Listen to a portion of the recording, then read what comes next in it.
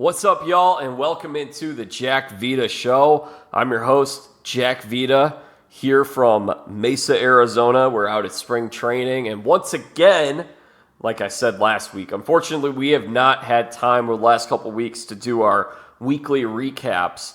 However, we are bringing you the exit interviews still with the most recent eliminated contestants. For those who don't know, I'm a sports reporter. I've been doing a lot of freelance work for MLB.com. You guys can find my stuff over at MLB.com. I've written some stories covering the Giants and the Mariners, the Guardians, the Reds, and also the Royals. And I'm also doing some other work for the Baltimore Sun.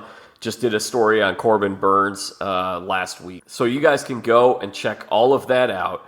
But for that very reason, we have not been able to do the recaps. But we have an exit interview today with Mr. Phillip Solomon, the latest contestant eliminated from Deal or No Deal Island. He walked away with $75,000, but it came at a price, as it ended up spelling the end of his time on Deal or No Deal Island, as he was eliminated at the hands of Survivor Australian winner David. So we are going to speak with Phillip.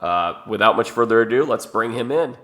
At this time, we welcome in the latest contestant eliminated from Deal or No Deal Island, the fifth place finisher, Mr. Phillip Solomon. Phillip, great to have you back here, my friend.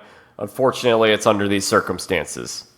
I mean, yes, it wasn't how I imagined all of this journey ending. No, but technically, if you look at it from like the amount of money won, I might be the second place finisher, technically. Like if you look at it. That's true. Yeah, well, no spoilers. We don't know how other people are going to finish, how much money they take home. But as of now, you're the leader in the clubhouse. You're the winner. Yes, sir. So $75K, right? Yes. Why'd you make the decision to take the $75,000? So initially, I was going for the win, power only, and then Lete went out, and then Parvati went out. And then CK mysteriously went out like immediately after. And I was like, wait, I have a real shot at this. And so once it came down to both David and myself, I was like, I could win this. And I thought to myself, so for my own personal journey, just to like give you a little bit of like insight here, as an adult, I was diagnosed with ADHD, OCD. So that puts me all on that adult neurodivergent kind of spectrum somewhere. So I'm trying to navigate the game and make the best decisions that I can in knowing that like my brain isn't necessarily working like everyone else. And so I have to be like, let's go back to the numbers, things that make sense. I would have a 1 in 5 shot to get the opportunity to play for $10 million. But it's such a common misconception to think as a viewer that I gave away a 1 in 5 shot to win 10 million. I was like, no. You have to play. Then you have to win, make a good deal, and then hope that there is $10 million in your case specifically. So all the things that would have to happen along the way, they're like, or 75K right now yours. I'm like, then what are we doing? then why are we doing this? And so for me, I was like, I'm going to get the money either way. It's just a matter of what I decide to do after that money.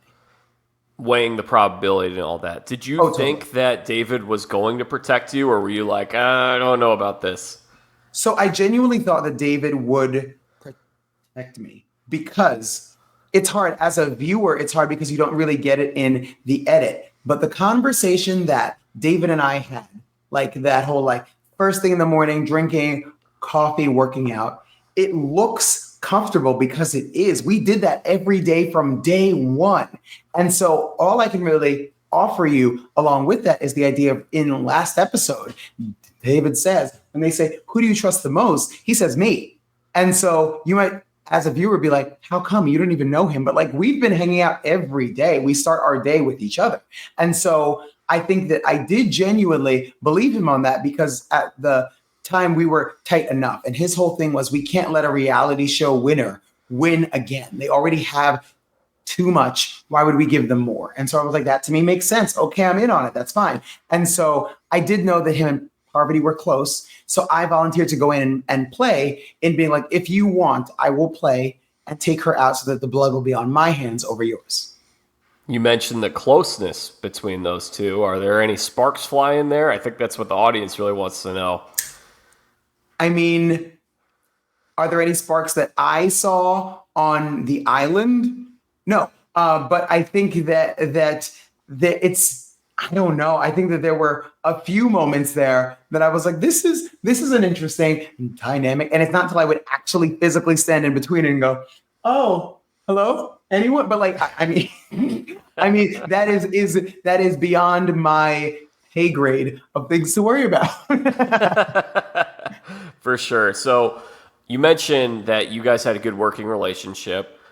Nobody had any suspicion that David had played and won a show before, correct? No one did. And ironically enough, I'm kind of glad they didn't air it, but I know that I say this and I throw it out into the universe. It's going to be like unaired scene. That same conversation with him, I was like, you won something. He's too comfortable in front of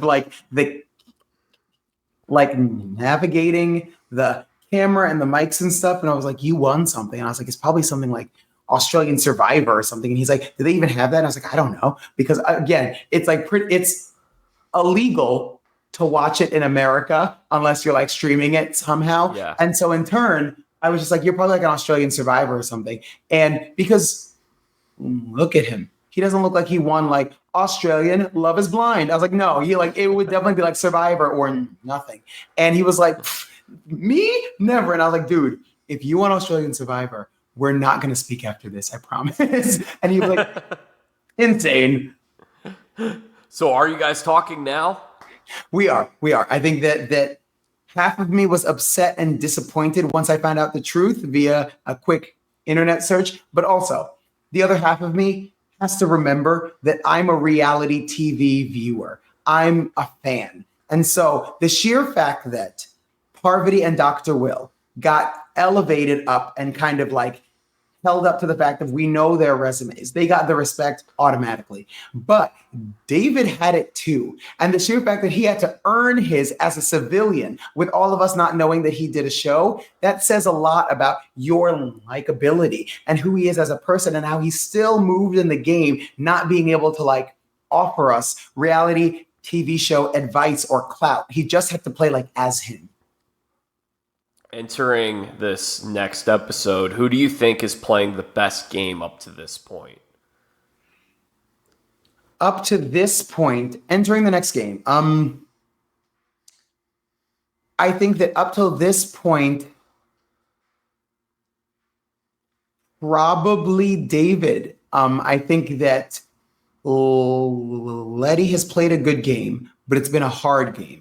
And I don't think David has really had to struggle a lot externally. I think all of the struggles that you're watching is him struggle internally with, I'm making these big relationships. Like him and I were close. We like shared a lot of like vulnerable information and stuff like that. And I can only imagine how hard it is to have all that information and not want to tell someone about such a big, significant component of your life. And so you saw that like he wanted to get closer with like MG and Seychelle, but he always held up that wall of being like, I can't tell anyone else. And so like, and I imagine for him it was a much harder game, but a struggle that we didn't necessarily see as an audience.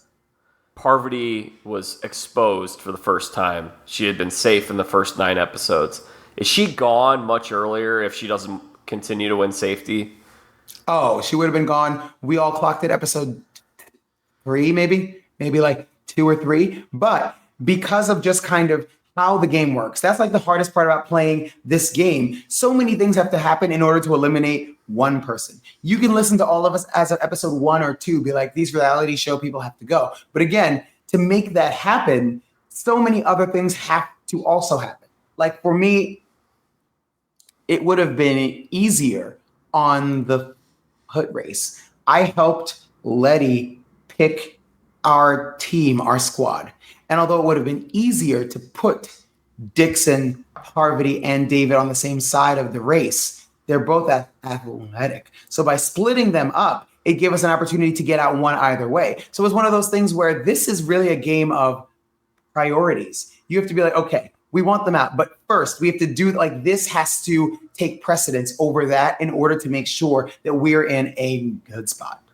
Speaking of Parvati, you guys obviously had conflict on the show. She accused you of trying to emotionally manipulate her. I would love to get your perspective on this because I know that there's only so much that you could say before you had gone through the exit press and everything. And we asked some other people to try to get what their read on it was. They didn't see it as such. Was it emotional manipulation, Phillip?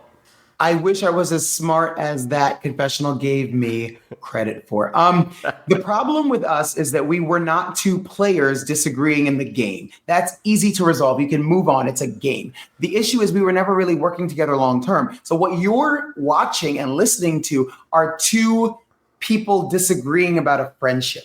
And that's when it gets dirty and gross because there are real feelings involved. And so I like to call it like adult puberty. The idea that like everyone knows that point in adulthood where you've already been an adult for a while, but then you take such a hard left turn, right turn, you have to almost start all over again.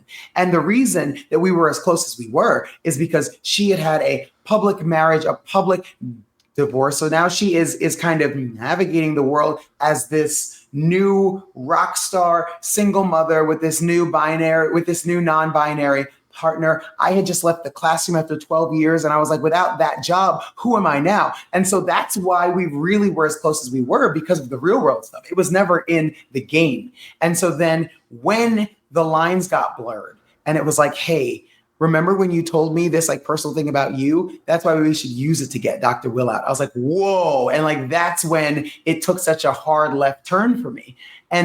But I will say a scene that you did not see. Once I told her how I was feeling, and again, was that my best look ever? No, but I think all adults need to be able to experience things and then observe it and then say, not my best look. Maybe next time I'll be a better listener, or I won't walk away, or maybe this, or maybe that, or whatever else. Without even seeing it air, that same evening, I spoke to her one-on-one and I said, hey, listen, my head spun all the way around this morning. Can we have like a normal talk? And we did. And we resolved it. Apologies, hugs, the whole thing. I just think because the show is so short, number one, petition, 90-minute episodes. Anyway, because this show is so short, they cut out that entire resolution. And I think that like it would have really helped the viewer to see like, we're okay. So you can't keep pinning us against one another. So I would love to know just one thing I think was really interesting. You wear your heart on your sleeve, and we really appreciate that about you. That's always refreshing to see on reality TVs when people are very authentic. You seem to be very authentic with the people you played the game with. Do you think, going off that, do you think that trust is something that got you as far as it did? And was trust the downfall of your game at the same time? Trust is definitely what got me where it did. I think that in being an educator and being a compassionate person and being a optimistic person, that's why people kept me along longer than they should have. If you look at me, I am a bodybuilder, a personal trainer, a half marathoner. I've done some crazy things and not once has anyone been like, he's a big physical threat.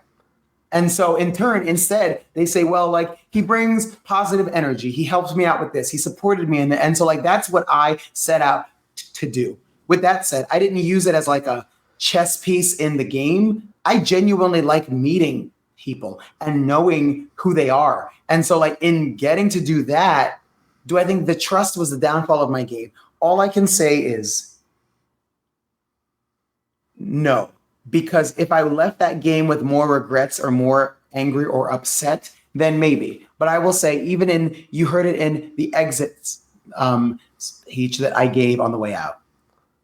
I am so honored and so proud to have done the work that I did. I was afraid of heights and water and animals and being outside, and you guys watched me conquer it week after week after week. So if I got to leave that island with this experience and an appearance fee of $75,000, I've had a good day. I think it's one of those where you have to make sure you keep that chin up, expectations up, outcomes up. Love the positive outlook. What are you going to do with that $75,000? How does that change your life? In this economy, I'm